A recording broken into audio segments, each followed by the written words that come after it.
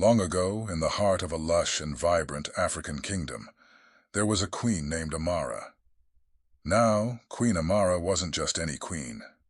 She was stunning, like the sunrise over golden plains, and as sharp as a thorn on an acacia tree.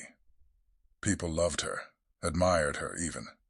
But there was something they didn't know. Beneath the crown of jewels and behind that dazzling smile, Queen Amara wanted more. Oh, she had everything: wealth, beauty, power. But it wasn't enough.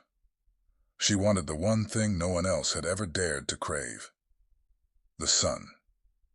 One fateful night, when the moon was full and the world seemed to hold its breath, she slipped away from her palace. The fog wrapped around her like a cloak, and even her guards, those loyal, silent men, kept their distance. She was heading to the forbidden caves. Why? Well, she'd heard whispers. Whispers of a dark power that could grant her the unthinkable: control over the sun itself. Inside the cave it was cold, silent, the kind of silence that prickles your skin. And then, a figure emerged from the shadows, cloaked in darkness, eyes like burning embers. "You seek the sun." Queen Amara was calm but determined, replied, "I do." "Do you understand the price?" the figure asked. The figure held out a stone, glowing and warm, the sunstone. "If you take this, the sun will vanish from the sky, until you return it." Without a second thought, she grabbed it. She believed she had won. But the kingdom, they woke to darkness. The sun was gone. The villagers stood in the market square, confused and afraid. Old woman lamented, "The sun, it's disappeared.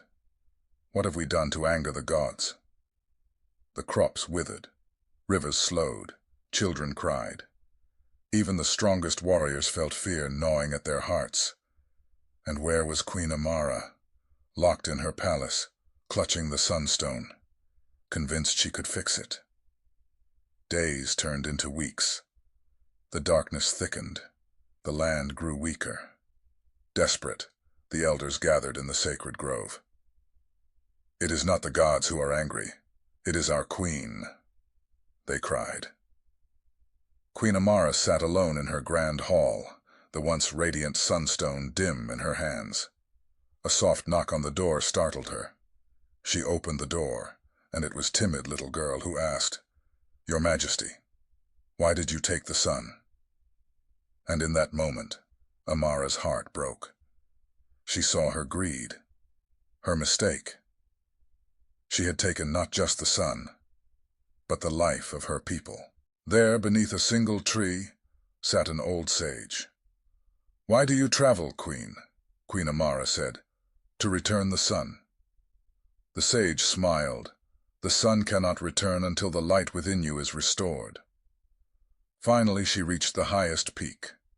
Raising the sunstone high, she cried out, "I have learned my lesson. I ask not for power, but for forgiveness. Return the sun for my people." The dark figure appeared again and said, "You have found true power, in humility." And with that, the sunstone shattered, and the first rays of light pierced the sky. The kingdom rejoiced. Crops grew again, rivers rushed with life, and the people danced in the streets. Queen Amara returned, no longer as a ruler above her people, but as a servant among them. And the lesson: true power isn't in taking, it's in giving.